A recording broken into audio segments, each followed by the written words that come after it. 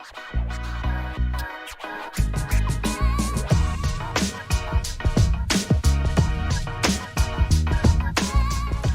everyone, welcome to the eighth episode of the Parade Planners podcast.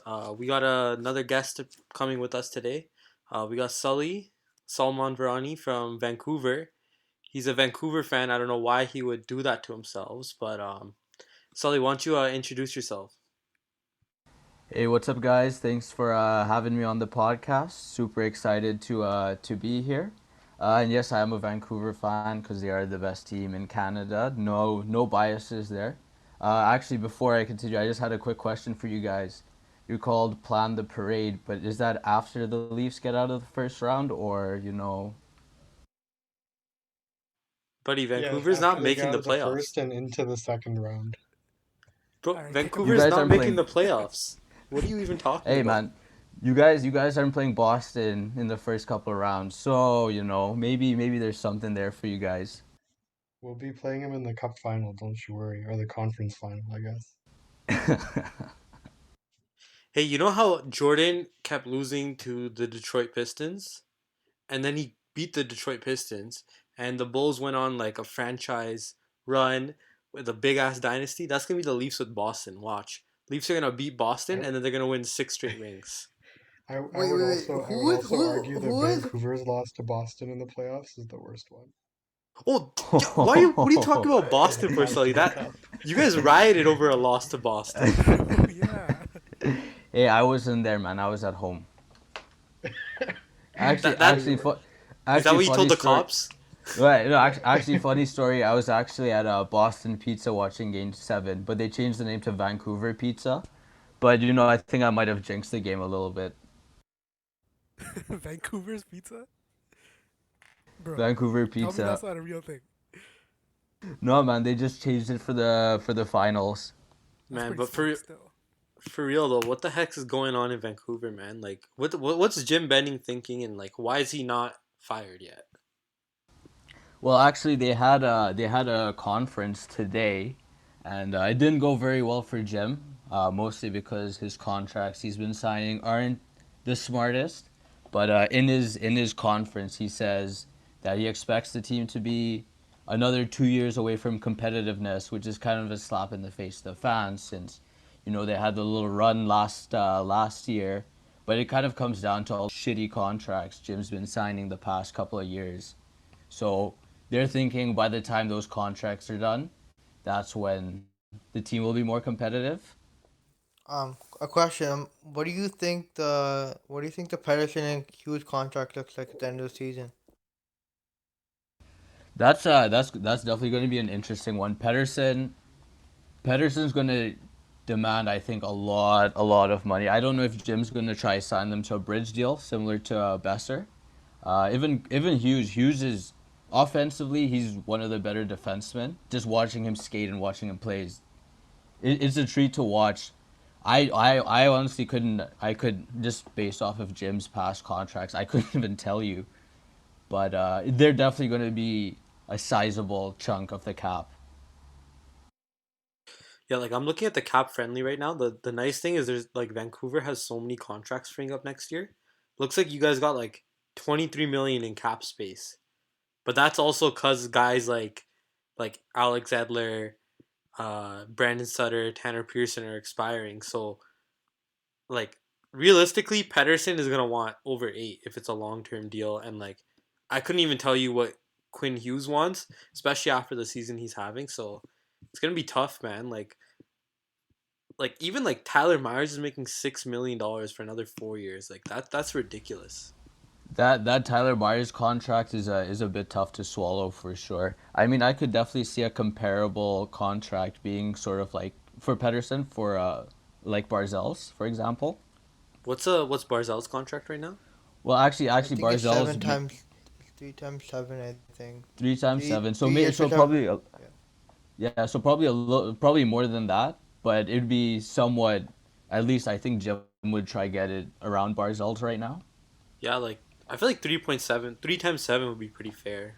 But Yeah, I don't know. yeah, but I don't know. Like Pedersen has shown flashes of being really, really good. His underlying stats are also pretty good. So I could see him trying to argue for like 8, 9, even maybe probably might ask for 10, but I wouldn't want that. That'd be pretty hefty.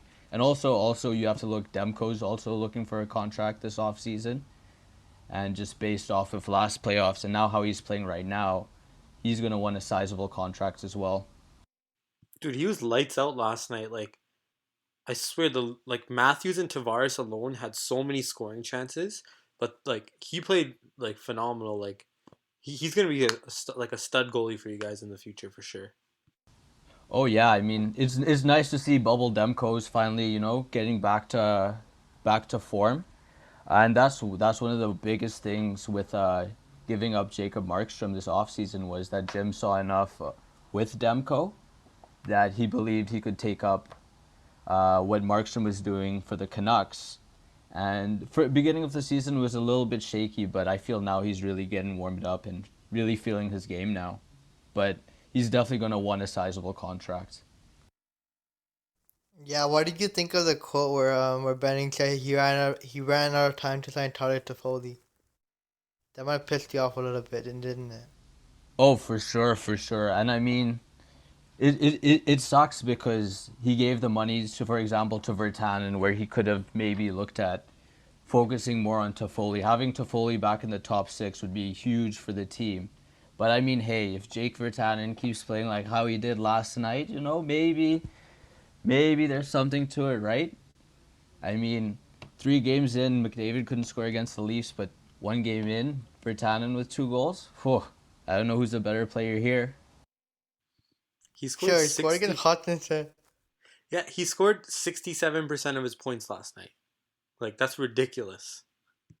That's how shit the Vert- Leafs are, right? hey man, Vertanen's like GameStop. He's going to the moon.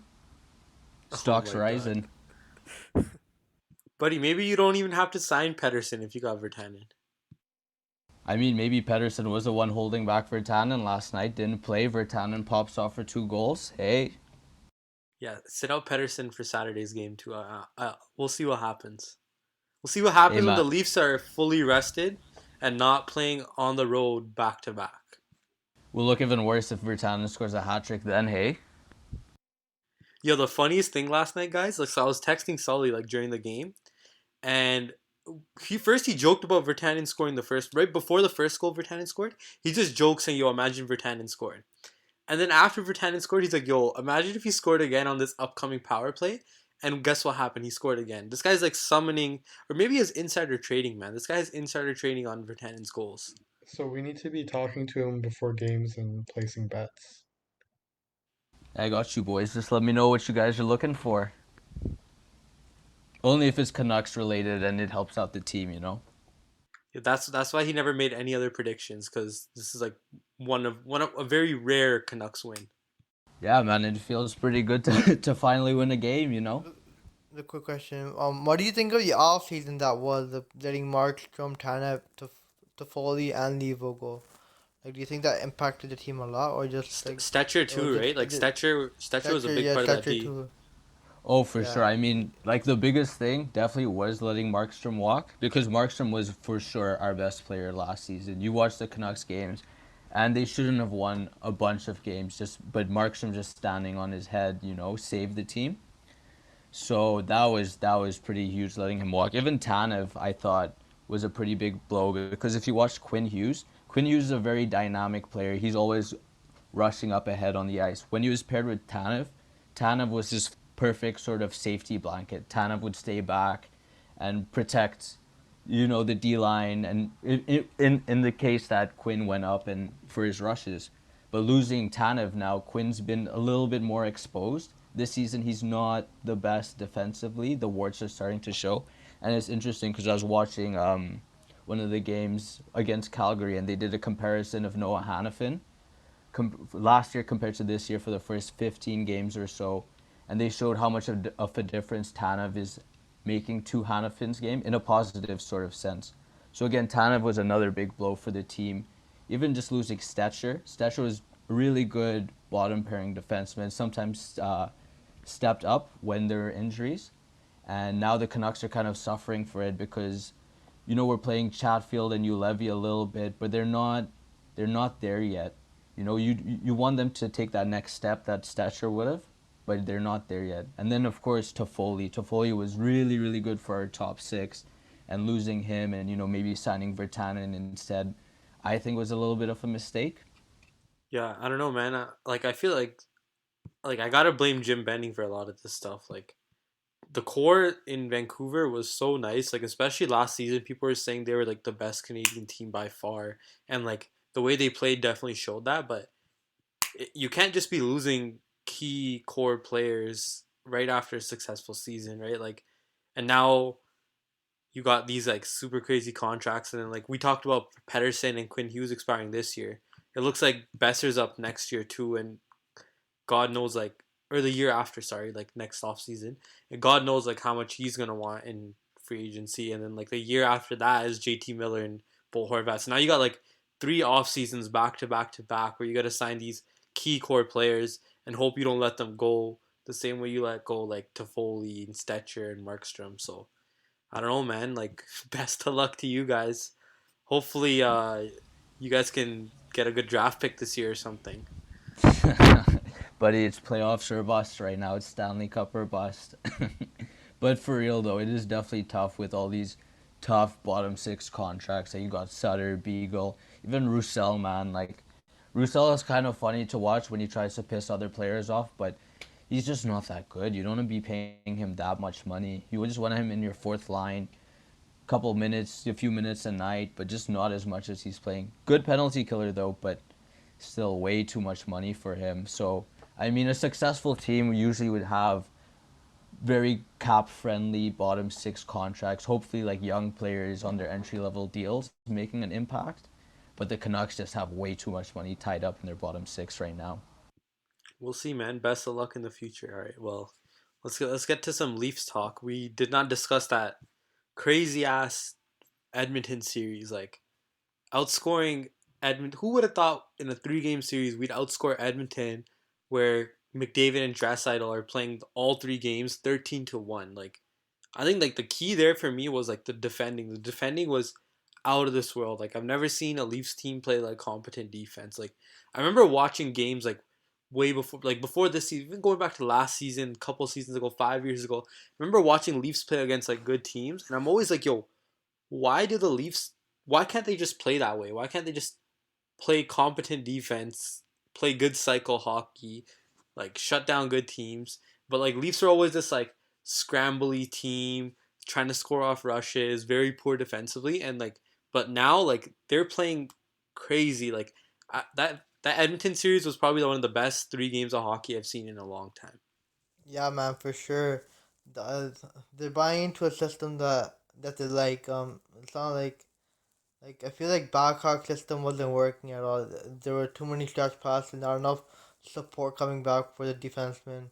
So that type of stuff is working out because the centers are getting behind the hash marks and like digging up the pucks in the corners, just supporting the D, getting the puck up, breaking it out. Like it's a system they're buying into it, and that's what they need. And even Spezza said that they're pushing each other to get better every single day, which is what you need in a team that's already succeeding but wants to succeed even more. I think it's like the team culture too. Like everyone seems like they're having fun. They all love being on this team. Like you see all these nicknames and stuff they're throwing out. Willie Styles, Fredzilla. Like I've never seen the team like have fun playing hockey like this before. It was always like they were always it always seemed like when they played they were stressed and they're always trying to meet an expectation given to them by either like coaching or media especially or the fans. But like this season it just seems like they're all going out there and they're having fun and they're buying in and like it really shows the way they're playing. Like they're all sticking up for each other. They're all having fun out there. Like if you're going out there and you're having a good time, like odds are you're gonna be putting more effort into the game. If you're going out there and you're trying to put in effort because you think you have to because somebody in the media told you, it's gonna be a shit show. Like you're not putting in the effort because you want to. But now they're putting in the effort because they want to and they're playing for their teammates, for their goalies, etc. Yeah, and you saw it like this past off season as well. Because like when Thornton and Simmons wanted to come to the Leafs, that like rarely happens, right? Players usually don't want to come to the Leafs to play because of the team culture, because the team culture is like poor. Uh, it's not like it's not a fun experience, right? I guess like before we were losing so much, that's why. But when guys like Thornton and Simmons want to come to the Leafs, that just shows you that like our team culture has improved so much. Yeah, sticking with that, I remember when Tavares signed. Um, it was a big shock because usually the big free agents don't want to sign in Toronto. But the thing was that the reputation had changed because Matthews came in, Marner came in, Kaji was still there. There wasn't enough pressure to go on the stars that will come into Toronto. Like there was no pressure at all from them to come in and to produce their game, and that's why I feel like Simmons, Thornton, Bogosian came here just to there's not a lot of pressure that comes now because there's stars like Matthews and Tavares, Danny Lander and Marner and Riley and Anderson and all those guys that take out the pressure off the incoming free agents. I mean, just I don't usually do this often, but I gotta give props to the Leafs in the sense that they played also super disciplined. To beat this Edmonton team, you can't let them get on the power play. That time, McDavid and Draisaitl combined for 11 points. I think three-quarters of those points were just off of the power play. So I mean, if you don't take any penalties, or if you take a couple and your penalty kill is solid, that's probably the best way of slowing down this Oilers team, I think. And with McDavid, he had to like they were saying that he couldn't gain speed through a neutral zone to be impacted his game like that too. But the only way he could get into a zone is by going end to end and try like spreading through a D or like trying to dangle through a D, and the Leafs were not allowed to do that, which is really exciting to watch because we never seen that before. Hey, but it doesn't matter if you can go end to end. We got Ilya Mikheyev to outspeed him down the ice. That was impressive. That was pretty impressive. Man, like I knew Mikheyev was fast because like I'm sure all these guys can like say the same thing, but like watching the games, it's like almost every game. Like Sully, I'm sure you noticed last night, like Mikheyev had like he had a bunch of like scoring chances off like a power play when he's killing the penalty, like shorthanded chances. Like it seems like almost every game or every other game, this guy has a scoring chance on a shorthanded play, and it's literally just because of his hustle and his speed. He's so quick. Dude, no, I definitely respect that. You need that in your penalty kill. Like with the Canucks, we had Tyler Mott, who's injured right now, but that guy hustled. And I don't know if you guys remember against the St. Louis game. I think he scored a pretty nasty short-handed goal where he toe dragged around Petrangelo and ripped it. But you need those type of players on your penalty kill who just hustle and outwork the other team on their power play. Yeah, man, because like if you can score on another team's power play, like it completely drains all momentum and energy out of that team. Right? If they couldn't score on you with an extra man and they give up a goal, how can they expect to score like 5v5? Right? So it's a big momentum shift, like stuff like that. Oh, for sure, for sure. All right, Sully. So we do this segment called "Reasons to Plan the Parade." So it's pretty much like based off like the last week's games, like between our last podcast and now, we give like our reason why we're planning the parade. You're not a Leafs fan, and what our other friend Michael, he came on the podcast. He's an Ottawa fan. What he did last time was a reason not to plan the parade. So, if you want on your turn, you can either give a reason to plan the parade for the Leafs or a reason not to plan the parade for the Leafs. So that's up to you. So I'll go first. My reason to plan the parade. Well, I have a bunch. Like I want to say two. I'll give an honorable mention. My honorable mention is Zach Hyman because holy crap, that guy's been a stud in that Edmonton series. Even last night against Vancouver, where everyone looked exhausted, he was out there and like constantly driving to the net, constantly hustling.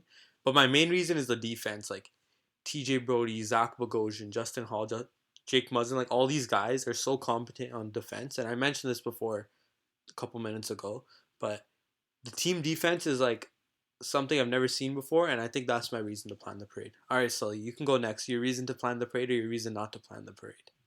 So I wouldn't plan the parade just based on the fact that you made Jake Virtanen seem like he was worth his sixth overall pick, getting picked ahead of Nylander and Ehlers. Like he scored two goals on your team. I don't care if you guys are tired or not, but just watching Virtanen for the past few years is tough to watch. He's kind of a donkey on the ice. So yeah, that's my reason. And also Matthew's mustache. I don't know why he thinks it's still like the 1980s, but those are my two reasons why you guys shouldn't think about planning the parade. He's Pablo, buddy. That's why. I just want But to jump in and say it's because he's scoring like it's the 1980s. jeez, That's a good one. that's a good one. I'll give you that one. And the reason Jake Virtanen scored is because he scored on Michael Hutchinson. Okay, that's our literally our third goalie, and the goalie who we gave up on last season. So to be fair, he scored on our shitty goalie. So let's No, not get ahead of ourselves. the actual reason was Jim Vesey scored 2 goals the night before. So Virtanen saw that. He's like, oh, I want to be a star player like Vesey. He's like, wait, I'm Hey, allowed to score you goals. guys Maybe I you, should you guys try. can't talk about scoring on shitty goalies since an emergency backup Zamboni driver pretty Oh much shit! outplayed you guys. Ooh, Oh, All right, that was buddy, good. That was too good. soon, too soon. uh, That was good. That was good. That was good. buddy, come on. You're not allowed to talk about that on this podcast. oh, are there Did, a bunch of taboo topics here? did you guys hear they're making a Disney movie on David Ayers? Like, are you kidding me? A Disney movie on this Yeah, I guy? heard Like, how about much do that. they want us to suffer? He's gonna have his own Space Jam movie next. Please no, man. All right, let's move on with this. Reasons to plan the parade. All right, Nadim, you can go next. All right, so I mean, my reason is gonna be um, kind of close to what you were talking about before, just the team defense, like, and the consistency that the team played with that defense. Like, watching them against Edmonton was unlike I've ever seen the Leafs play before, and like they had good active sticks, like stopping zone entries. They were winning all the puck battles they were getting into. They were back checking. Like it was just really effective defense, and it was nothing complicated. It was just like very simple stuff that they were just committed to doing that we haven't seen them have that commitment to in the past. And I mean, you're not gonna win championships without that kind of defense. So that's my reason. Yeah, man, something we've never seen before. All right, Negan, what's your reason? Yeah, my reason like touches on what you guys said, but it's about who put that roster together, which is Kyle Dubas. Like the past 2 seasons, we've heard people shit talk Dubas, saying that he's nothing like Lou Lamoriello. He can't like the team's getting worse with Dubas, but the process has paid off, and we're seeing that this year. We're seeing a full buy-in from the entire team, and we still have trade deadline coming up. So I think like coming up to the trade deadline, we'll see possibly like 1 or 2 more moves. I think Bus is gonna be clutch for that. Maybe a top six forward. But we'll see. Man, like talking about Kyle Dubas, the funny thing from the game last night was on TSN, like during the intermission. Jeff O'Neill they were like talking about, oh, like who's your early choice for GM of the year, and Jeff O'Neill's like, yo, like the reason you guys are not choosing Kyle Dubas is only because he's a Leaf. Like he's a Leafs GM. He's like, if Kyle Dubas was a GM on any other team, every single person would be voting for him for GM of the year. And he's like, literally, like you guys are allowed to vote a Leafs member, like a member of their Leafs organization for an award. Leafs players do not win awards. They don't like. I don't remember the last time, other than Matthews winning the Calder, the last time a Leafs player won an award. So, to be fair, yeah, Kyle Dubas is a huge part of this franchise. All right, just Karn, you're up next. So I'm not the team defense is quick, but I'm going with a third line of Engvall, McCabe, and Hyman. Um, well, Marner said they're a bunch of dogs on the edge. They're the hunt on the puck, do everything right, come back defensively. See, my thing is if Engvall can start winning faceoffs, he's only 46% on the dot. But if he can start winning faceoffs, does that make Kerfoot expendable? That's the thing. And you bring in a top six forward for Kerfoot, like really good top six forward. That's what my idea is. Imagine that. I feel like you try to keep Kerfoot this year because you need the center depth, but I think moving him becomes an option next year when you have to re-sign Hyman and you need a starting goalie. Like we may have to move out some salary to get both of those things done, and I think Kerfoot would probably be like the first person that you look to, unless he plays his way into staying for the rest of the year. He's been good this year, but I think you make a good point, like with that third line coming in and showing how good they can be together, he becomes a little bit more expendable if they can stay that good. Oh, like I fully agree with that. Like, especially because he's making what, like 3.5 million for like a couple of years, and you want to sign Zach Hyman, you need the money to come from somewhere. So if you can trade Kerfoot for a guy that's on a 1 year deal making like $2 million or $2.5 million, even if you have to make the other team retain, like you went out because now you're saving money in the offseason to get Hyman. But you're right though, the center depth's a problem. Like come playoff time, injuries are gonna happen. Like it's unavoidable. Look at Jake Muzzin last year, right? So if Kerfoot goes down, then all of a sudden like knock on wood, Tavares or Matthews goes down, like you're completely bone dry in the center depth now. I wanted to go back to, I think it's Tanegan who said people are talking shit about Dubas. The only people who are talking shit is the baghead crowd of the oldies or like the boomers of Steve's Twitter. Didn't like him because he was bringing new ideas to the team and being like, yo, I'm gonna change this up a bit. Um, okay, he did overpay his stars, but you overpay your stars. You don't overpay for cheap that like Leo Coleman or Matt Martin or like Cal Carbach or something like that, or even like Or like whoever Erickson. yeah, Louis Erickson, Yeah, Louis like Jay Erickson, Beagle, Yeah, okay, let's Louis chill out Erickson, here, Jay okay? Beagle, Anton Roussel. Tyler You know, Myers. Hey man, they're all yeah, character. They bring that Jay X factor Beagle, to the team. We're a yeah, diverse but crowd. yeah, but you don't overpay your debt. You don't overpay your debt. You you get guys with 2 million, 1 million, league win 900K. You get those guys to get in your bottom six and produce for you. Like Travis Boyd come in, Jason Spencer comes in, Joe Thornton, Jimmy VC. Like you need cheap depth. You can't have like expensive depth because you're not gonna be able to play your star forwards after that too. Yeah, and I think another reason why people like those boomers, I guess, hated Dubas was the guy's only 35 years old, right? Like I feel like Babcock hated him too. That guy's 57 years old. Dubas is basically like his son, right? Telling him what to do. So like I guess we'll have to see this season if they still should talk him after we win the cup. Then we'll know why. I mean, I guess like Now a GM like. let's just Oh, I was just gonna go ahead, quickly go ahead, say, go ahead. I think like a GM like or what Shaika did with the Coyotes, as a young GM, he really set a bad precedent. So I could definitely see that as playing up to the hate Kyle Dubas gets as well. Oh, for sure. Like that guy was supposed to be like how old is that guy? 31, 30? Yeah, he's young. He's young. He's supposed to be like this analytics star who would definitely take the Coyotes to the next level, right? Yeah, I remember that. Yeah, he's 31 years old. I just checked. That's what you get for trusting an Ivy kid. Ouch. I mean, he did make the Coyotes better than when he got there, but not that much better considering like how long he had to work with them. And I don't know, like the results were just pretty disappointing.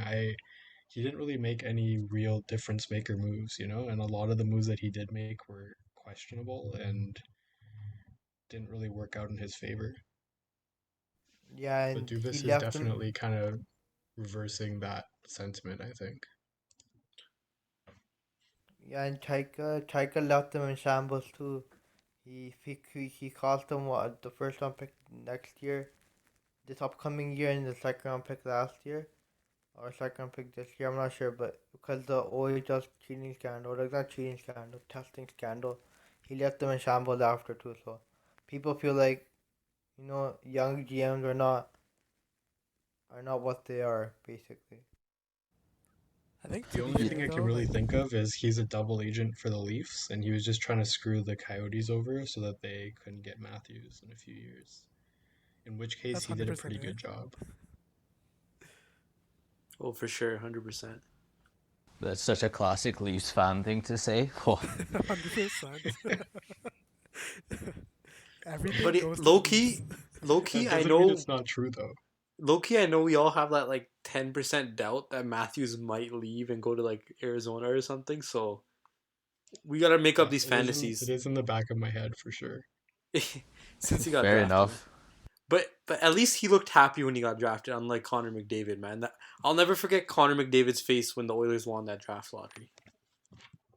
Yeah, I won't either because he had the same face in that last game where we slapped him 6-1. The best face was when who was it? I think Hutch got the shutout, or was it Campbell got the shutout? And like they're all like jumping on Campbell and jumping on Hutch, and you just see McDavid sitting in the corner just staring at them, like he's like crying, wishing that was him. He's just counting the days till he can join the Leafs. No, but on all seriousness, they need to make it work for McDavid and Drysdale. They can't like they they've wasted so many years with them. Like 6 years, I think it's 6 years of McDavid's career now that they've wasted. They need to pick that up, or he's gonna leave. He's gonna just step after his contract's done. Well, I It, mean, sorry, go ahead. oh, I this scary thing though was during the off season when Markstrom was a free agent. If the Oilers got Markstrom, I think that'd be really really scary because that's what Edmonton needs. They need better defense or better goaltending, and Markstrom's the type of goalie that's going to steal you games, just like he did for the Canucks. Like after he left, you could see all of her defensive warts. If you can cover that up for Edmonton, that's dangerous. Yeah, like that's one thing I was surprised about this offseason. There were so many goalies available. Like we talked about this on a previous podcast, but there's so many goalies available, yet they didn't grab anyone, but who knows. But yo, like the thing is like it's all about competent management, man. Like Edmonton has not had a competent management core. Like I think we saw I went in the group chat, you guys sent this thing about how like Edmonton might be looking to get Taylor Hall again. Like how does your management core go from getting Taylor Hall first overall pick, trading him away for a bum like Adam Larson, and then now all of a sudden you realize you need like wingers again, and you're going to get back Taylor Hall, and you're probably going to pay more than Adam Larson to get him back? Like, how is that good asset management? I don't understand. I wanted to go touch back on the Kyle Dubas thing where you guys are saying like all these boomers hate him. Like, one reason you guys didn't mention is like it's hockey's such an old boys club.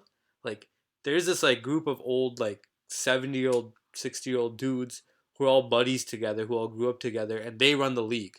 They don't want anybody else who is not associated with them coming in and changing shit in their quote unquote perfect league, right? So these guys are all hating on like guys like Shaka. Even like Shaka did a good job, like Nadim said. Like it was just the Arizona is just a tire fire of a franchise. But you got Shaka, you got Kyle Dubas, you got these young coaches. Like even Sheldon Keefe is really young. I think he's under 40. Like these are the guys that are gonna come in and push the NHL forward. Talking about coaches though, I'll use that to transition to our next topic. Calgary fired their coach last night and hired Dale Sutter again. Like he used to coach Calgary before as well. So speaking about this old boy Cubs where you get GMs and coaches being recycled, Daryl Sutter's back in Calgary again. I think like 18 years later or something like that. 15 years later. What do you guys think about that? Masterful Um, segue. yeah, Thanks, it was a man. great I planned transition. I planned it all out. Great transition. Well, it's not that I feel like Dale started not to top, but I think it's the fact that Brad Treliving is his sixth head coach. Why isn't he getting fired anytime soon? Because he don't have built this team. He keeps on firing coaches. He fires coaches. Why can't like where's his like responsibility? I guess not his. Yeah, his responsibility of building a competent team. He built a good team. Not a good job Monahan, Lindholm. He got Hannafin, Jordan, and Ursula Mackey on the back end. But I feel like they need like a game breaking talent. Matthew Kachuk could be that one day, but he's not that one. I w- like I want to blame bad tree living, but at the same time, they have no identity as a team too. Um, Also remember when Malden picked the puck at Kachuk? Um, there's like rumors going around that might have like unstabilized the season because they felt like Kachuk they felt like Kachuk was getting away from the room just because of his teammates not coming to his defense because they feel like he's been doing that like all the time, which I feel like it's not it's not fair to Matthew Kachuk because he's that type of player who just brings the energy. Yeah, I agree with a lot of what you said there. Like, I do think that they needed a coaching change. Like, I don't think the team was playing up to their potential, but at the same time, like, I think at their top potential, the team still isn't a contender. Like, I think they need some other pieces.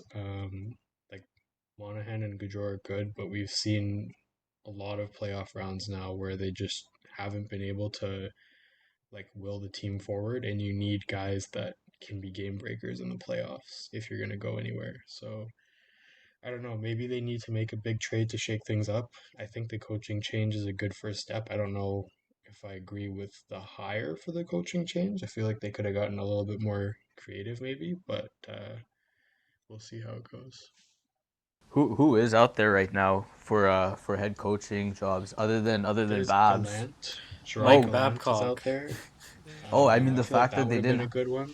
the fact that they didn't hire Gallant, that's surprising because Gallant's a really There's good head coach. what's his face, the Montreal coach that just got let go. Claude There's Julien. Claude Julien and the Bruce Claude Julien, Boudreau as yeah. well. I was blanking on his The name Bruce for a Boud second there. But those are two guys that I would yeah, have looked at. and the Yeah, Bruce that's a good Boudreau as point. well. Yeah. Oh yeah, All right. His Boudreaux. Bruce Boudreaux would be great. Boudreau. Why doesn't he have a job? I think he's going to Seattle. He's too good to not have a job. Because Boudreaux more of an offensive type of coach, right? He focuses more on Yeah. offense. But the thing is, he can he I think where he was going with Minnesota was good, but they fired him just when he was trying to get trying to get like the cycle going. Like I know he's been there a long time, but he didn't have the pieces to get like to where he was going. That's the only thing. Like I don't know. I think I agree with the coaching change. Like rather than the GM change. To me, like Calgary has all the pieces there. They have a good decor. I know Giordano's getting old. They got good goaltending, and their forward core, like I would say, like their top six is at least top 10 in the league. Like they got a top 10, top six forwards in the league for sure, in my opinion. So the pieces are all there, and it's not up to the GM to decide how the team plays. It's up to the coach to get their players to buy into his system and make it work. So But if like as a GM, how many years are you going to watch your team either not make the playoffs or fizzle out in the first round before making significant changes? yeah, like that's You know, fair. like Like I think if we're under talking about the Leafs, like Dubas saw that time and again, and then look at all the changes he made this year. I think bringing in Markstrom was good, but I don't think that that was their only problem. And take this in, it's his sixth head coach that he had. So I'm not sure That's crazy. where he's gonna go after this too. Even if it's not the roster construction, like even if the roster construction is fine and they're good enough to win a cup, if we put that aside, like part of the GM's job is to hire the coach. So I think that like if you've hired six head coaches and none are doing their job, then I think that that's an indication that you don't know how to hire good coaches for your team. yeah, that's fair to I'm be just gonna honest. I'm just gonna put this out there. I read somewhere that Monahan and Goudreau might be wanting to leave sooner rather than later because they're not happy there. Man, it just sucks. They had that one year where they were like absolutely amazing. Sully, like you probably seen the Flames play a lot more than we have being out west. Like, what do you think about this team? Honestly, they're pretty well constructed. Their defense has always been very good. Rasmus Anderson for them has really stepped up into his role. I think he's a really good player, but you look at Monahan and especially Gaudreau. In the playoffs they've disappeared time and again. So I feel they need a veteran sort of forward, top six forward there that can really help guide the team to that next sort of level. And I feel with the Canucks, that was kind of getting, JT Miller. JT Miller last season really had a positive effect on Pedersen and Besser. And even a couple years ago when we had Vanek had a really good presence with Besser as well. So I feel they kind of need that in their locker room. But overall, such a highly skilled team.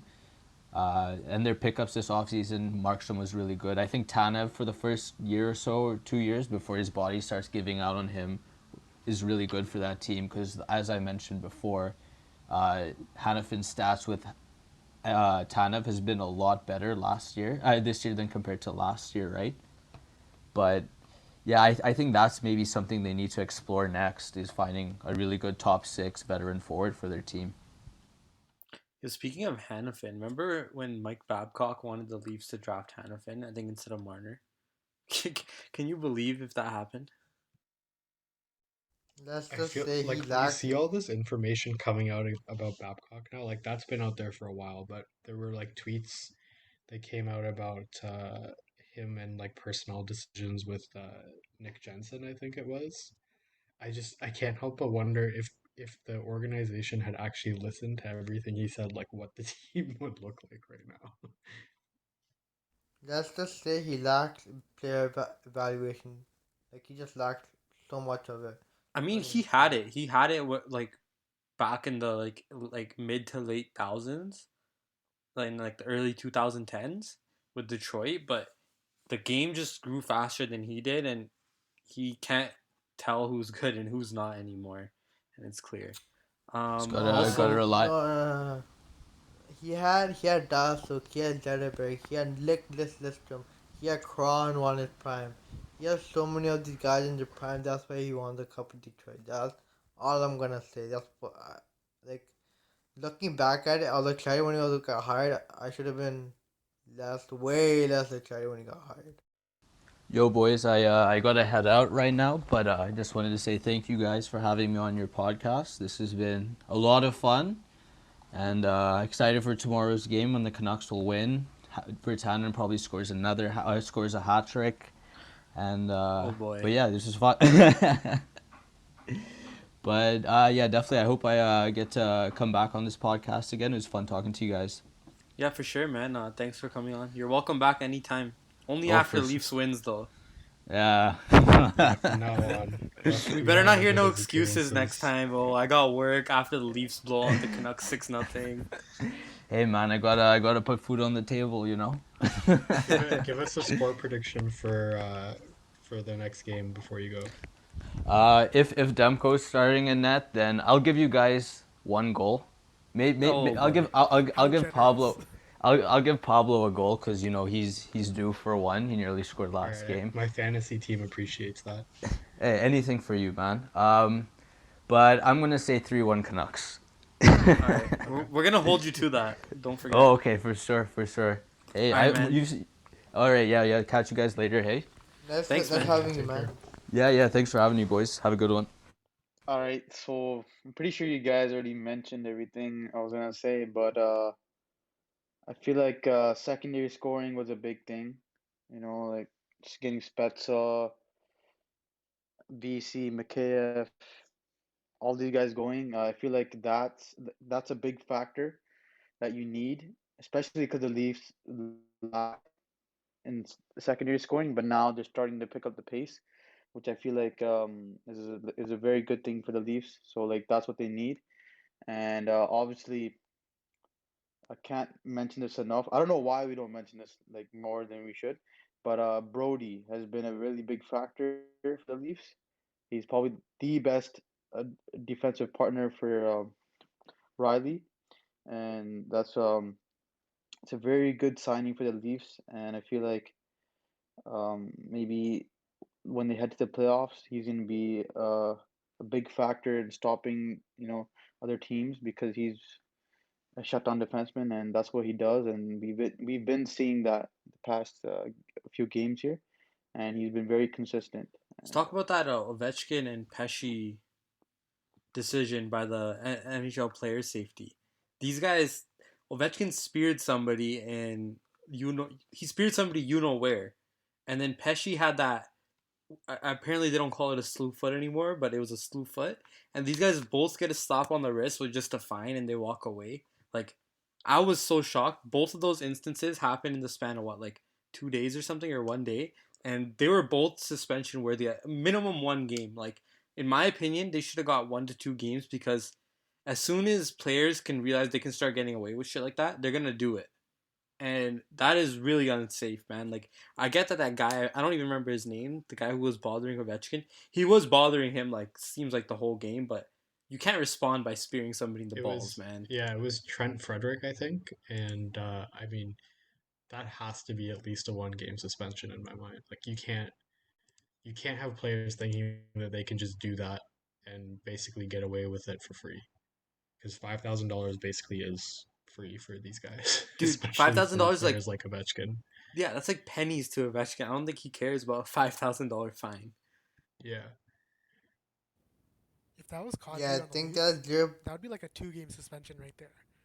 Dude, if that was Kadri, he'd be out for the season. No, it'll be 10 game, 10-15 game minimum.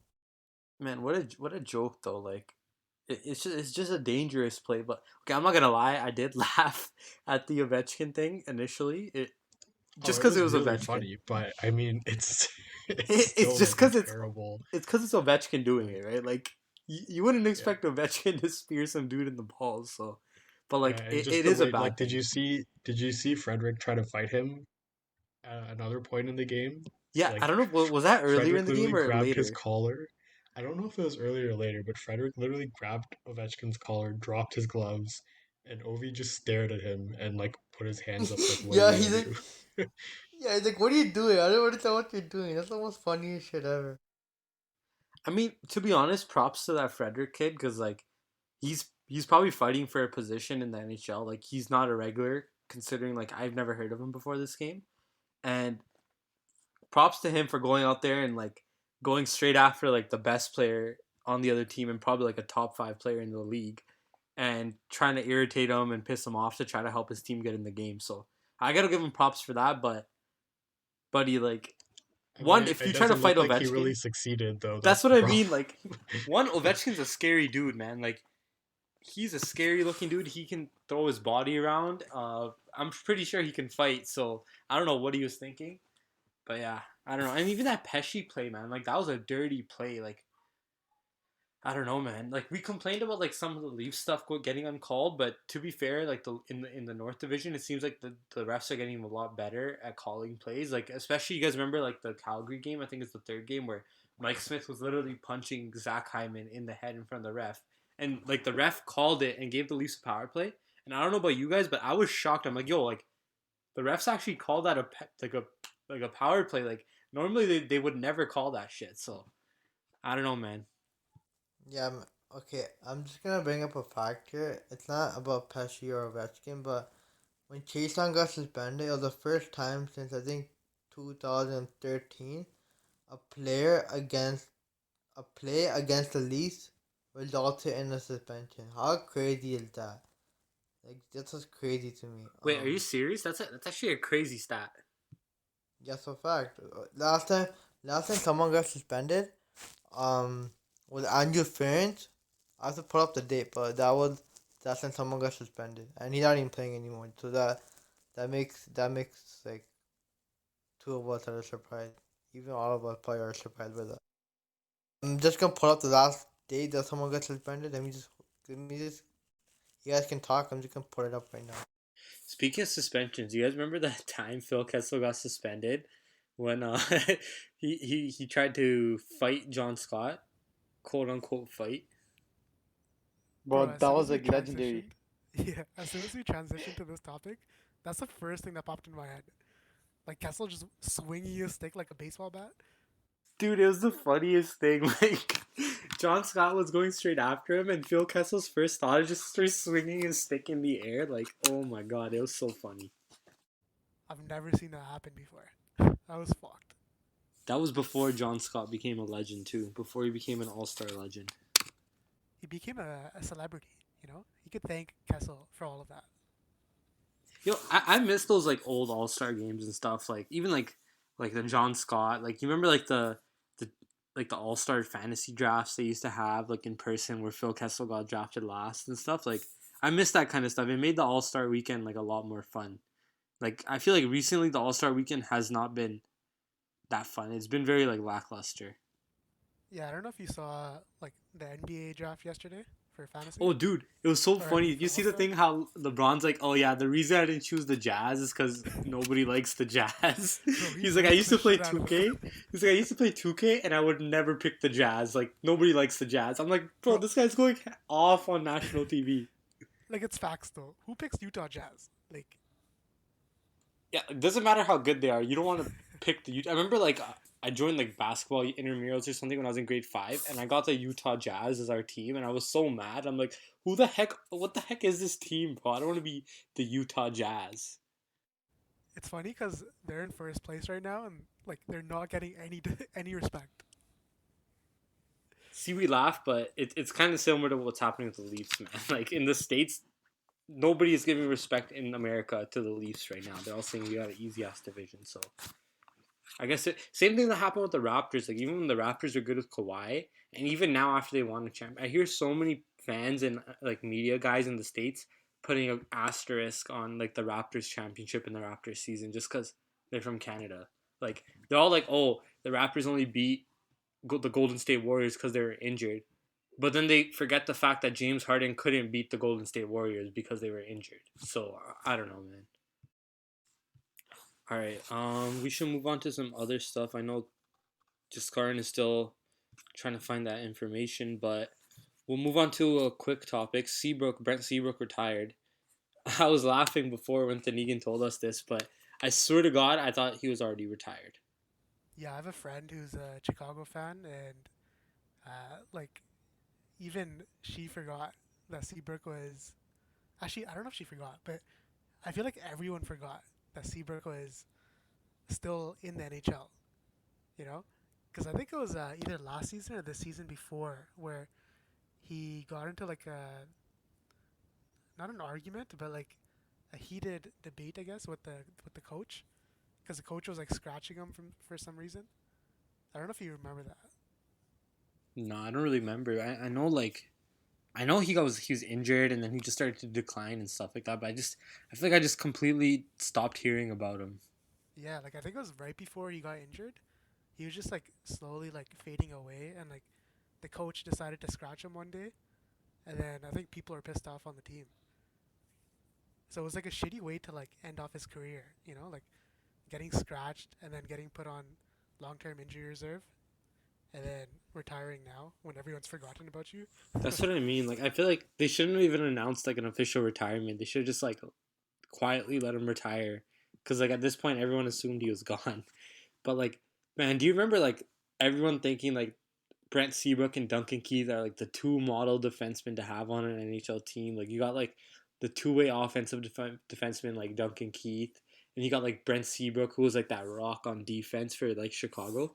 Like it's crazy that like how fast these guys decline, right? And like I know this is like a crazy comparison, but it's sort of like Riley and Brody sort of remind me of that like at least that relationship between the two players where like you got the more defensively responsible stud and you got the offensive stud, right? Like Duncan Keith and Seabrook, and then like Riley and Brody, right? Because like the last few games, if you notice, like they've both been playing that role exactly.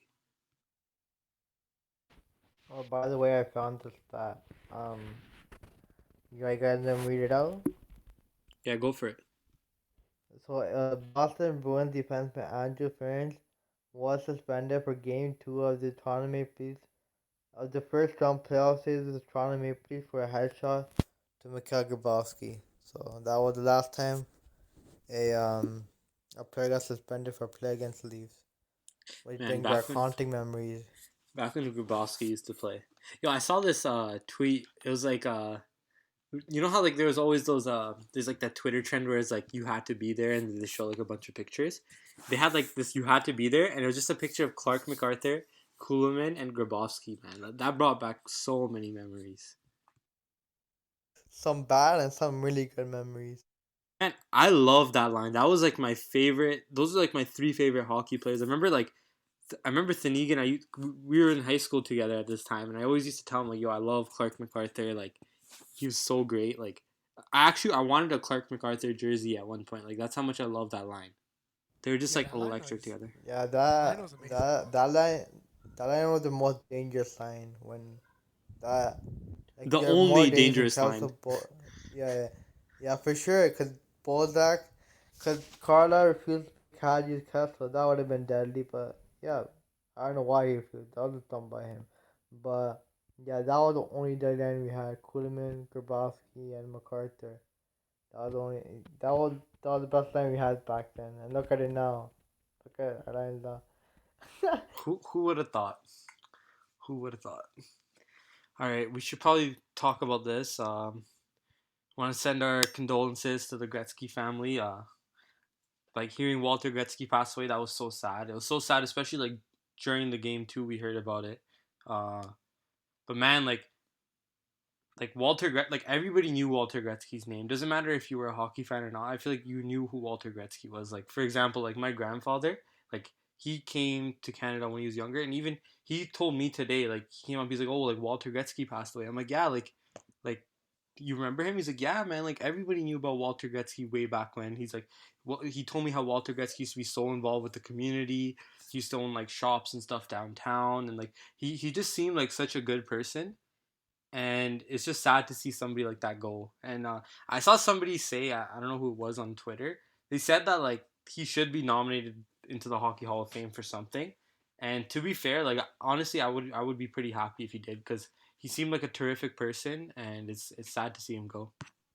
Yeah, for sure. It's sad because um he was such a like he was such a good person, and you never want to see the people go away because they make other people grow too. Like he even Gretzky in his statement last night said that he's the one who who made him love the game a lot. He was so proud of his son too. Like he had all these trophy cases in his basement. Like he would even show like random like he had tours of the house where Gretzky had all the stuff. Like it was just he was just like outstanding like character. He is so proud of his son. Like he's proud of all of his children. That's what anyone could ask for, right? Yeah, it's sad, man, but all the best to like the Gretzky family. Hope they're all well. I know, like I remember he got sick a couple, like I think like 10 years ago, and then apparently his health started to decline. Like that's the worst way, but I hope them all the well. Um, we should probably move on. There's not a better way to transition, but we'll talk about the Buffalo Sabres. Man, what's going on there? Like I feel like it just gets worse and worse as the season goes on with that team. Like I just can't. We talked a bunch last week about like Jeff Skinner, how they overpaid that contract, how we talked about how they should whether they should rebuild or not. And every week I say this, but I hate talking about Buffalo. But it's so hard not to talk about Buffalo, man. Like what the heck is going on with this team? Like Taylor Hall's gone for sure. He's not coming back. They signed him, and like to be honest, I like the Taylor Hall signing. Right, like it showed Jack Eichel that the team cared about trying to like surround him with talent, but it still didn't work. Like, what do you guys honestly think? Like, if I know we shouldn't be GMs, like the mostly GM experience we've all had is like NHL 21 or NHL 20 GM mode. But if you were the GM of the Buffalo Sabres, what would you guys do to fix this franchise? Oh, so I just wanted to say that the GM of the Buffalo Sabres is about to speak as we speak now. So about 4:30, he's gonna speak. So I'll get the quotes for you. So we get some live reactions on podcast, which would be nice. Yeah. So Mike Harrington, he writes for he's a Buffalo Sabres reporter, and he actually said I told Rob Kruger today the Sabres were a disgrace. That exact word. In part, he said, I'll take all your comments eye to eye, face to face, and accept them. All they do is motivate me to work on an improvement and a change of path. That's insane. I've never seen, I've seen it before, but it's getting that bad where a reporter comes out and says you're a disgrace. That's just something else. It's baffling to me. And I want to mention Taylor Hall, like after he got signed, he was ready to sign extension, and like that tells you something. Like he actually believed in and the team, and going forward with like him and Eichel are gonna be like playing on the top line, and so like obviously that's not gonna happen now, but like that's just sad, Yeah, also, I don't think we talked about this last week, but there's a miscommunication, but with the coach and coach and the player. Cause I remember Eichel saying that he got injured in New Jersey, but yet Kruger saying that he got injured in warm up, which is kind of like baffling that there's so much miscommunication going on between the players and the head coach, and they really need to fix that. Either fire him or get someone or try to fix it somehow, some way, because it's not working out there whatsoever for Ralph Kruger. When I look at Buffalo, I think like if you look at their team's not like it's not terrible. You have Eichel, you have Reinhardt, you have Taylor Hall, Eric Stahl, right? You have Cousins, a bunch of guys. But like if you look at their defense, they have a bunch of young, like up and coming defensemen, but you don't really have experience on that back end. Like on Toronto, we have like Muzzin, we have Brody, we have Riley. But if you look at Buffalo, like who do they have, right? I think their most experienced guy is probably Colin Miller, right? And that's kind of disappointing. They got Ristolainen, but Ristolainen sucks. Yeah, but like he's been like on a shitty team his entire life. At least Riley had, like something going for him with uh, the 20. What was it? The 2013 run. Was he on the team back then or no? Riley, I don't know if he was on the 2013 team. Like, did they bring him up as a scratch or something? Or Maybe he came up like during the season or something. I don't think he played in the playoffs though. oh, okay, Maybe okay, we're wrong. I don't know, but yeah. yeah. But like, I would bring in someone else for the defense, like, because you need to supplement those young guys with more experience, like you did up front with Eric Stahl and Ocapos. I don't know how to say his name, but how do you say his name? Ocaposo? Arposo. Yeah, yeah. So like you need veteran experience back on the back end as well. That's what I think.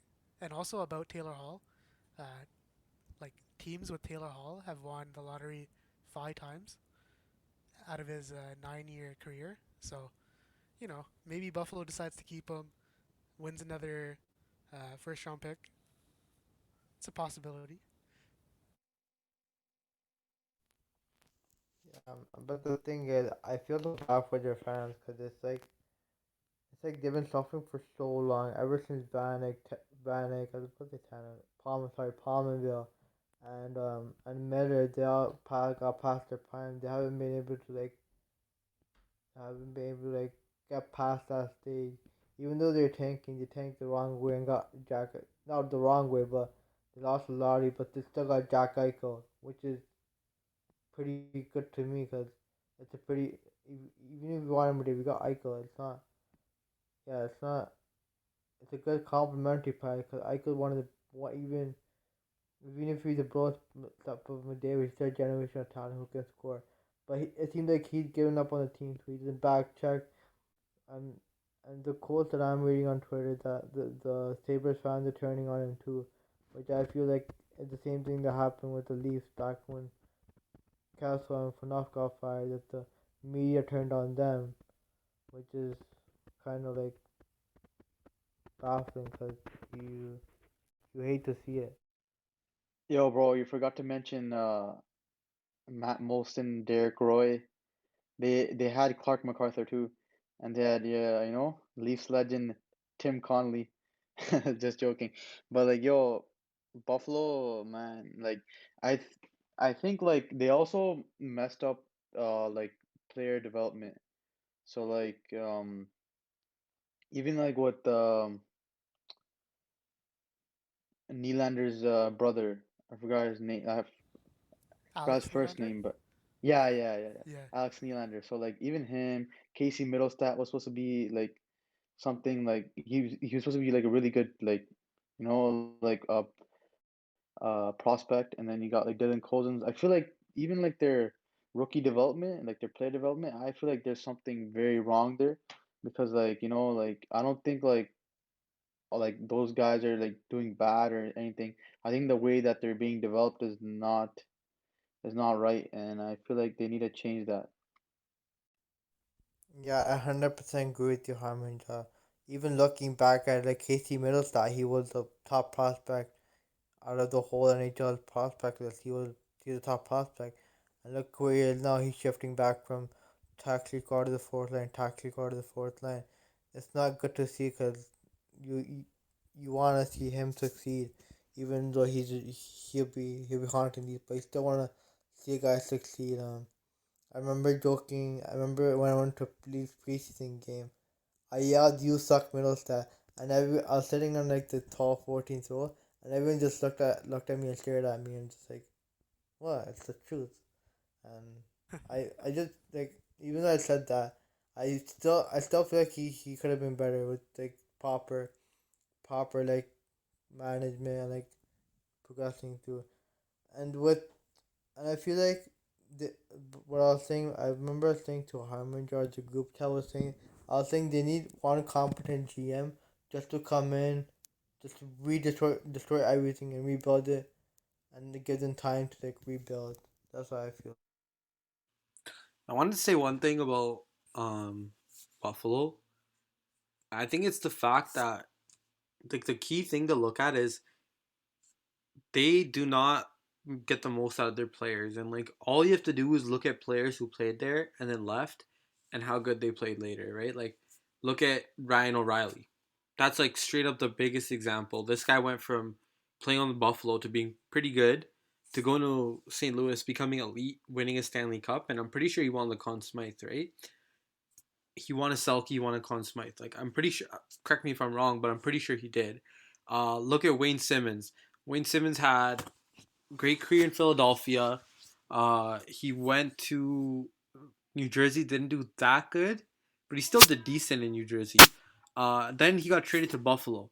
1 point in 7 games, right? The very next season, he comes to the Toronto Maple Leafs. He already hit 5 goals in 12 games. Like 5 goals in 12 games, I'm pretty sure that's like almost a 30 goal pace over 82 games. So like this guy did not score. He got 1 assist in Buffalo, 7 games. He leaves the team. He does well on the Toronto Maple Leafs. That's another case now. Then we look at Zach Bogosian. Zach Bogosian played there for 6 years. Uh, do you guys remember the rep Zach Bogosian had on Buffalo? Like he had a bad rep for being this like overrated uh top player. Like he got drafted third overall, and he was considered a bust because he did okay in Winnipeg, and then he was completely trash on Buffalo.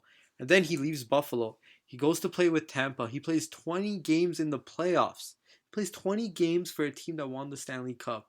Now he's played 24 games on the bottom pairing of the number one team in the league, the Toronto Maple Leafs. Like, clearly that's another case of Buffalo once again not getting the most out of their players. Then we look at Jimmy Vesey. Jimmy Vesey had 16, 17, 17 goals in New York, right? That's pretty good for a player of his caliber playing like third line minutes. He goes to Buffalo. He barely put up 10 goals. He had 9 goals in 60 games. Okay. And then once again, he leaves Buffalo. He comes to Toronto. And this guy is once again playing decent. Like, VC is at least playing decent. Like, he's still a player in Toronto, and we're making the most out of his play.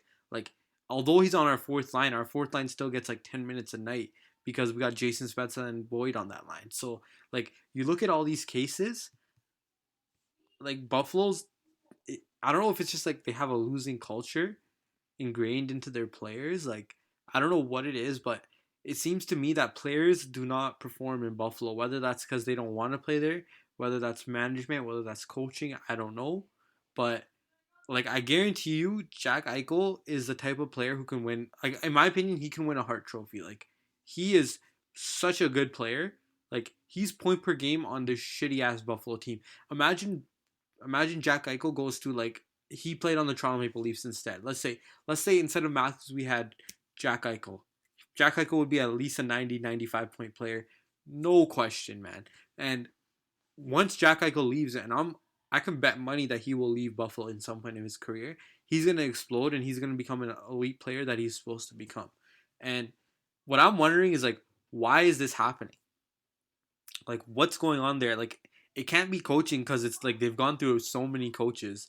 I'm wondering if it goes all the way to the top to ownership, man. Like it seems like because like company culture and like hockey culture has to start from the top and trickle down. Like if your ownership are cheap, like Eugene Melnick, for example, he's a cheap owner, and it trickles down throughout the organization. If your owners are competent, like look at Toronto's owners, they're willing to do whatever it takes to make their team good.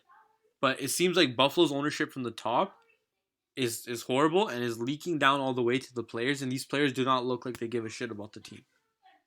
Yeah, honestly, like this year's or like the past couple years version of Buffalo is similar to kind of similar to what we went through with Toronto through their shit years, right? Like we all knew that we had to that the Leafs had to do something, but it seemed like there was so much work to do, right? That like it almost seemed impossible, right?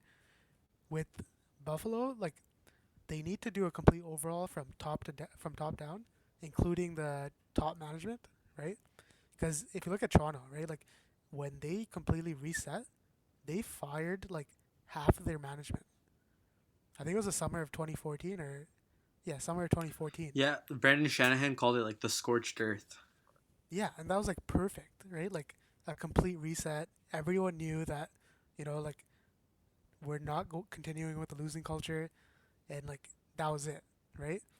And then, but with Buffalo, the tricky part is that you have your young guys already on the team. Like you have Eichel, Reinhardt, Middlestat, Cousins, etc. And like, so what do you do now? Do you waste a couple of their years rebuilding again, or do you like try to retool, right? Like, do you try to put some quick patches on to try to make it work? Yeah, like I was saying, they need to have dedicated one. They have dedicated one GM to this building, or to if you want to rebuild, rebuild. If you want to retool, retool. They need to have one GM that that's gonna be there, and you can't rush him whatsoever. Cause they rushed Brian Murray, they rushed Jason Botterill, they've been rushing Kevin Adams. It's not you can't be rushing a GM to just you know succeed. You can't be doing that. There's no rush on like Luda Morello or even Kyle Dubas right now. You gotta handle the pressure well. You can't be like the top like even like MLSC. They don't pressure Shanahan to pressure Dubas. Go win. There's pressure now because they built a strong foundation. While Buffalo doesn't have that foundation where the Pagulas can come down to Adams and be like, yo, we want you to win when he doesn't have the right pieces in place.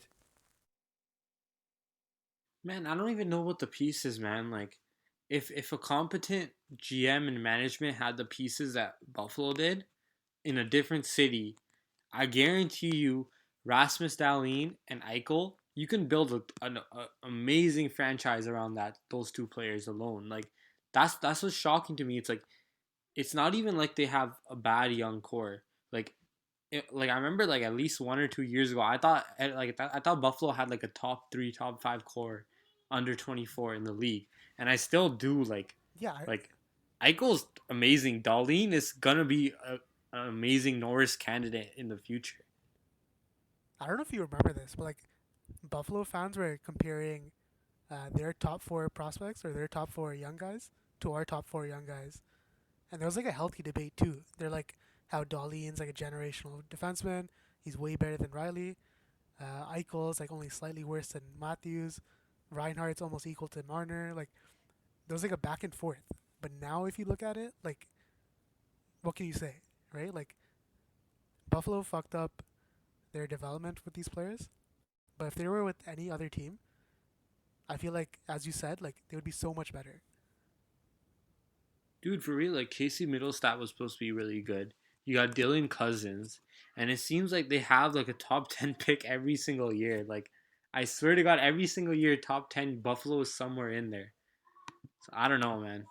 I don't know what to do anymore with that team. I think like it just sucks for Buffalo fans. Like that's who I'm sad for the most, right? Like imagine being a diehard Buffalo fan the same way we are Leafs fans. Like how frustrating can it be that like first your team was shit, like they haven't been good in so long. Then your team was shit, and then they finally decided, okay, we're gonna start rebuilding. They rebuild. They get all these studs. They get Eichel. They get Reinhardt. They get Middlestat. They get Darlene. They got Dylan Cousins, and you're so excited, and they still can't do anything with the team. Like, and now you got like this whole drama about potentially Eichel leaving the team. Like, I don't know, man. And again, I say this every Okay, week, but so I'm sorry. so sick of the Buffalo. Go ahead, Jiskard. Okay, so there's some updates on the Kevin Adams press conference. Um, so from Eddie Friedman, what did that go? He just top tweeted it. Sorry. Kevin Adams said Jack Eichel has not requested a trade as they communicate regularly, and there's another quote that says, um, Adams on Kruger, everything is being evaluated. He understands the situation is unacceptable. Stated that he had the full authority to make decisions on the coach. So you can take that with a grain of salt, or you can take that with whatever you want, but that indicates that something's really wrong between the coach and the GM, and the coach might be getting fired really, really soon. I don't know, man. Maybe one day they'll figure it out. But Oh wait! I want to mention something. Uh, so there's a video. If you guys can go watch it later on too. It's actually like very interesting, and they have some facts and like details that like I never knew. So TSN has this video where Corwin or like bar down, and then they have like the DZ guy, I think his name is. This like they have the title name, Are the Sabres the Worst Franchise in the NHL? And like so I watched this before, but like one thing I wanted to mention was yeah, they had like this alumni meet and greet or something. I think for like one of the All-Star games that happened there. And uh the alumni, some of them had their jerseys, so like their name, so like the back of their jerseys, their name was spelled wrong. So I don't get how that happened. And some of their alumni came in fake jerseys. So they weren't even organized in their own, so they were hosting the All-Star game and they weren't even organized. That tells you one thing, that this organization really needs to be reconstructed, and they just need to like I don't know, man. Like there's something like really wrong with this like franchise. Sorry, Harmon, it wasn't an all-star game. It was the 50th anniversary throwback where they had all the alumni come in. I still remember that story. That story was trending, and there's a rant by a Buffalo Sabres fan on that. man, you asked if Buffalo's the worst franchise. Like, it's either them or Arizona. Though both those franchises are tire fires right now. Well, anyways, speaking of Jack Eichel might be getting traded. Um, what do you guys think about the trade deadline coming up? Some trade targets. Everyone keeps insisting that Kyle Dubas is gonna go out and get that impact winger. Like I know we talked about it being potentially Philip Forsberg, maybe Jeff Skinner, but we were all pretty sure that wasn't gonna happen. But seems like there's more and more names coming out as the season goes on, and as we get closer to that trade deadline date. What do you guys think about a lot of these guys that are available? I Yeah, think we mentioned to be honest, go ahead, Harmon. okay, yes, I just wanted to mention one thing, but I think we mentioned Jonathan Huberdeau as well, and I don't think he's going anywhere because I think Florida's in like a top spot, so like they're not gonna trade Jonathan Huberdeau. That's all I wanted to mention. One guy I Yeah, think is interesting is like some of these like Leafs clearly like these like older guys who can still play, but they're like for example Spezza and Joe Thornton, right? I saw something about Ryan Getzlaff potentially being traded out of Anaheim, and I think if you can get Ryan Getzlaff out of Anaheim and throw him on the wing with John Tavares and William Nylander, like holy shit, you have Team Canada right there. Like bro. what the I was looking through my fantasy team yesterday, and then I was looking at the pickups, and I was looking for Ryan Getzlaff to see how he was doing. So like it was perfect because like um, Anaheim needs, I think, draft picks, right, going forward. And Ryan Getzlaff's like what, 35 years old. He'd be a perfect fit for Toronto, especially the way he plays. He plays competitive. He's a center. He's good defensively. He has the skill. Like imagine Thornton, Getzlaff, Simmons, Spezza. Oh my Oh my god, god, John Tavares, like bro. these like 5 to 7 years ago, these guys were all like all stars, like prime all stars, and like, dude, like I'm all aboard this train, man. Ryan Getzlaf to the Leafs, I would be so happy, like, dude. And the best part is, you know how Corey Perry went to Montreal, and then we get Ryan Getzlaf. That would make it like 10 times better. What's Getzlaff contract like? Let me pull that up. Give me a. In the meantime, what do you guys think like it would take to trade for him, right? Because like he is 35. It's not like you. I would never give up first for Ryan Getzlaf, right? Like, I think that's stupid at this point of his career. But like, honestly, I would give up a second round pick for Ryan Getzlaf. I don't know. What do you guys think? Oh, he's making $8.25 million against the cap. Like for how many more years though? This year only, and then he's off. Well, like they would for sure retain half of that. Like that's not a question. Yeah.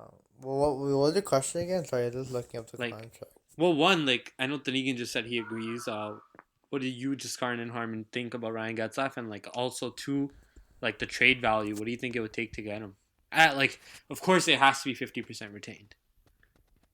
So, to be honest, I'm gonna be a little bit of a party pooper here, if you wanna call it. Like, I wouldn't want Getzlaff if it were like, if it were up to me, to be honest with you, because he passed his prime. He's But too slow. okay, okay, literally I everything you're understand Joe saying, Thornton. everything you're saying, you can say to Spezza, you can say to Joe Thornton, you can say to Wayne Simmons, No, but and clearly no, time and but time Spets. again. Oh, But listen. Clearly, what have we been praising? And you've done the exact same appraisal that I'm about to say. What have we been praising about Sheldon Keefe? Is the fact that he can take these guys and put them in position to succeed, matching their skill sets. Joe Thornton is not fast, and you can see that on the ice. Even John Tavares is not the fastest dude. Like, to be honest, John Tavares is probably one of the slowest Leafs. And the thing is, he does not play that way. Bro, Jumbo Joe is 43, isn't he? He's 43 years old. Like, and Ryan Getzlaf is not a bum right now. He's on like one of the worst teams in the league, and he still has like 9 points in 21 games on one of the worst teams in the league. Like, like Sheldon Keefe has turned Jason Spezza into like a crazy goal scorer, crazy point getter. Like, I don't think the argument that just because Ryan Getzlaf is old and past his prime is valid in this case, but that's my opinion. Sorry, just trying to cut you off. no, it's all good. Yeah, but he'll be good addition. Big body Turner. Like, I wouldn't mind him, to be honest with you. But there's other options out there. But like, cause I don't want, like, would you rather have him at 4.25, or would you rather have Hall for $4.4 million? Cause couldn't have cap space.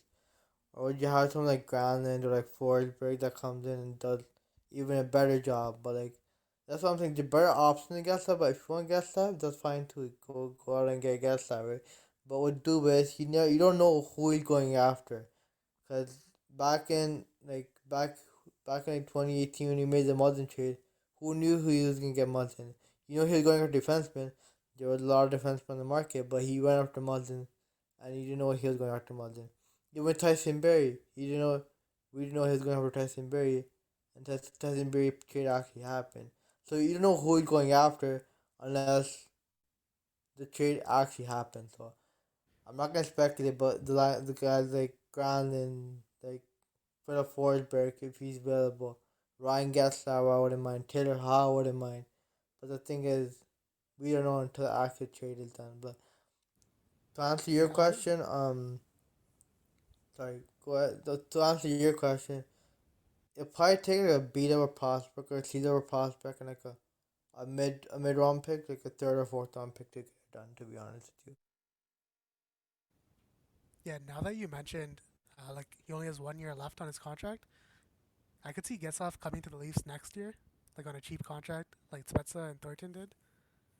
But for this offseason, I mean for this trade deadline, I'm kind of leaning on Jaskran's side now that we should go after someone else, like a bigger body. I mean a bigger goal scorer, because I don't know if adding Ryan Getzlaff to our top six and like when we need a goal is the right move, especially since we already have a couple of slow guys already up there.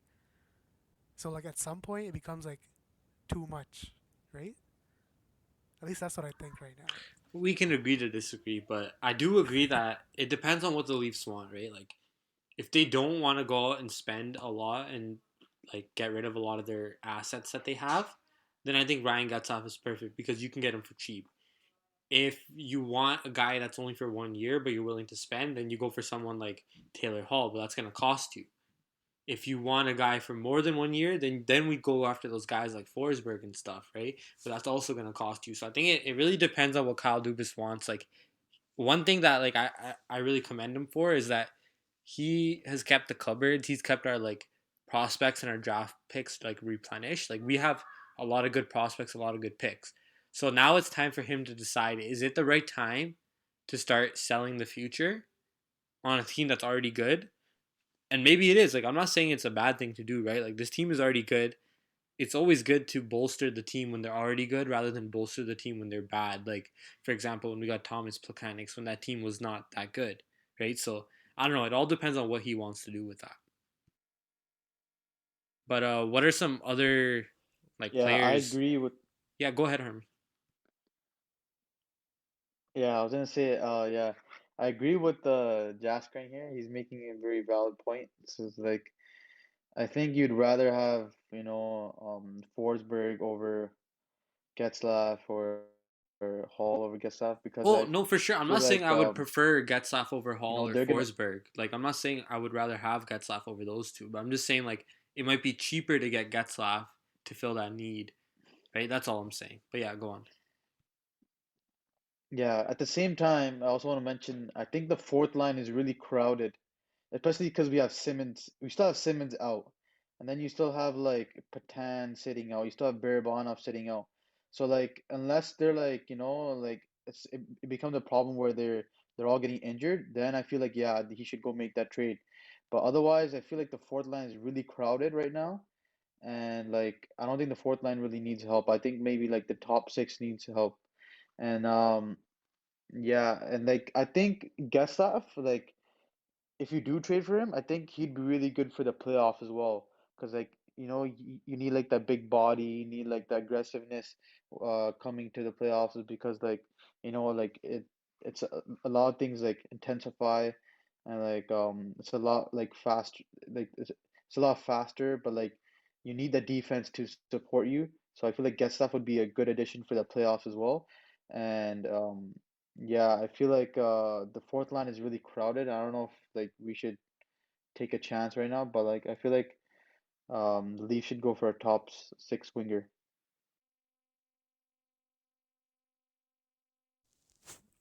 So sorry, the amount of deadline cash space the Leafs have right now is $130,527.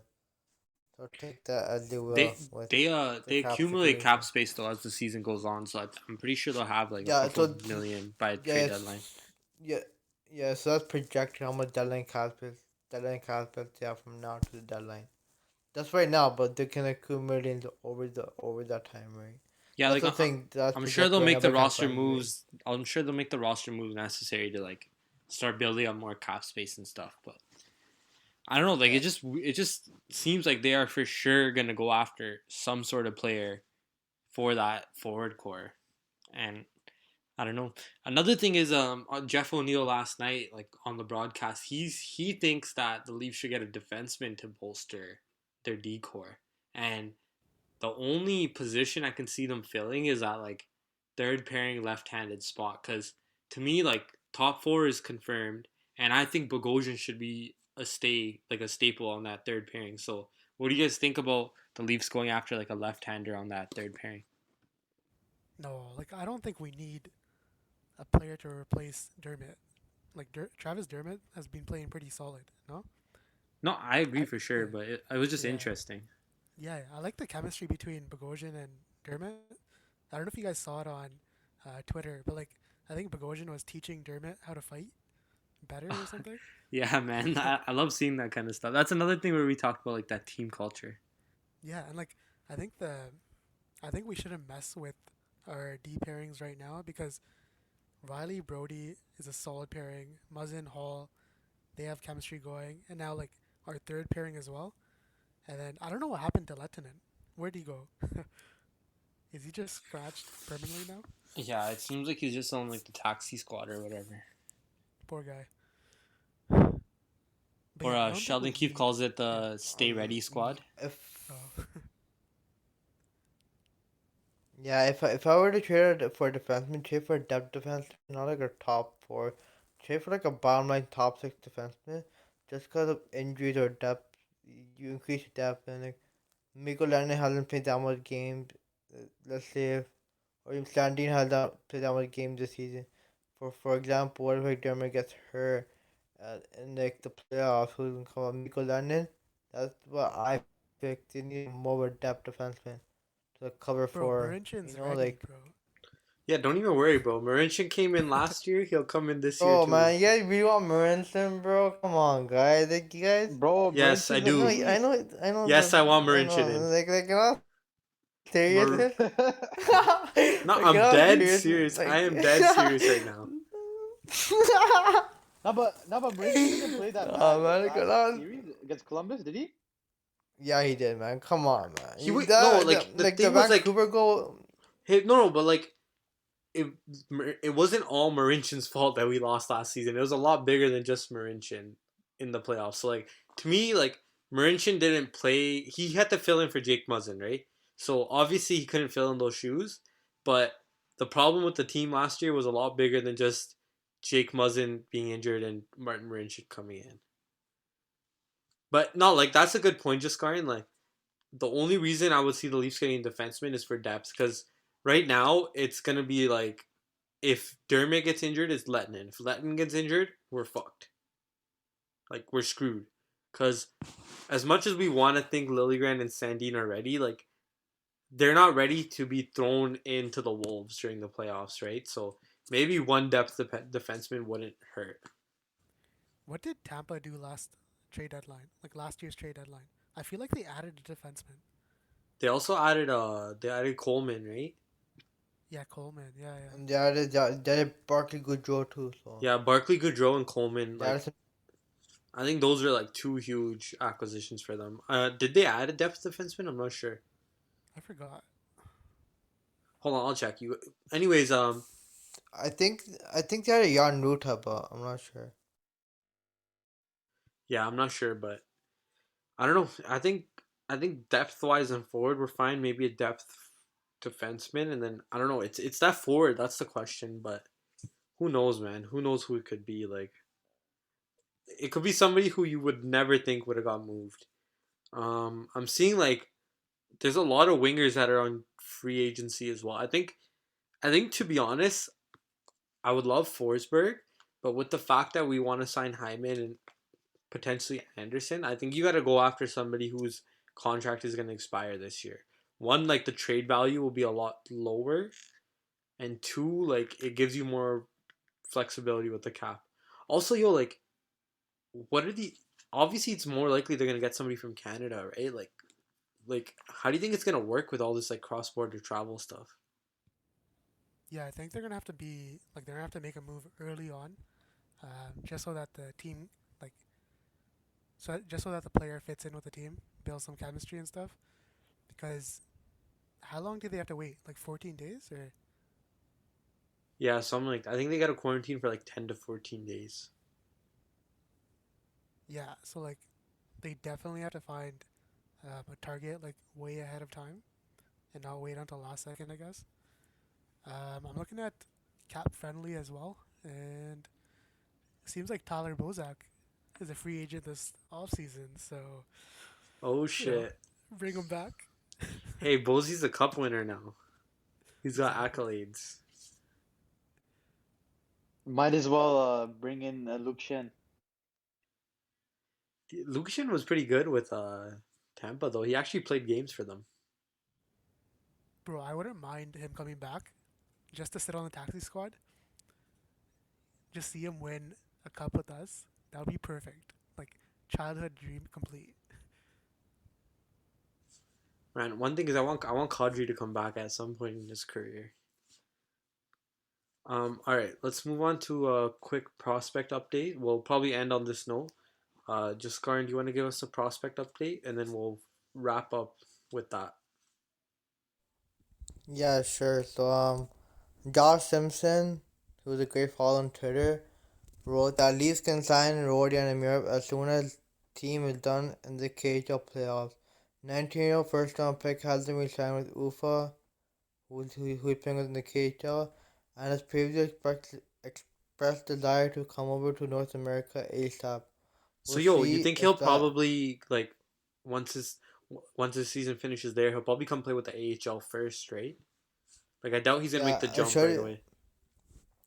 should he sign with the Leafs at the conclusion of the KHL season? I think it's likely we see him on ELC that starts 2021-22 and go along with the amateur tryout for 2020-21 that allows him to play up to 25 games in the AHL this season. That's his own opinion, but we'll have to wait and see about that. Um, yeah, and um, Dmitry Ovechnikov was sent back to the MHL. I think his contract's done, and like like a like a guy on Twitter asked him a question like, where is he going now? Like, is he ready for the Marlies yet?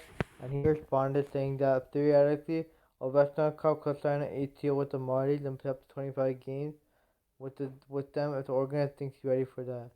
Um, yeah. So a lot of guys can come over from the season ending over in Europe and come play on an ATO on the Marlies, which would be pretty exciting to watch. Like the top prospects play in the Marley system and see how they fit into the system. Because the way the Marlies and the Leafs are built is similar. They don't have the confusion between Mike Babcock and Sheldon keep playing two different systems.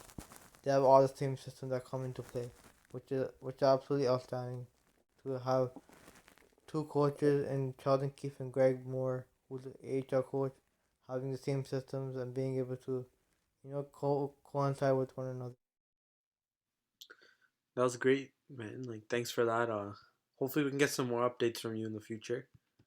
Um, Seems like we got a lot of good prospects. I'm hoping that we can build that pool up and hopefully these guys get better because it's always better to fill in holes and stuff from within on entry level contracts than like signing free agents and stuff.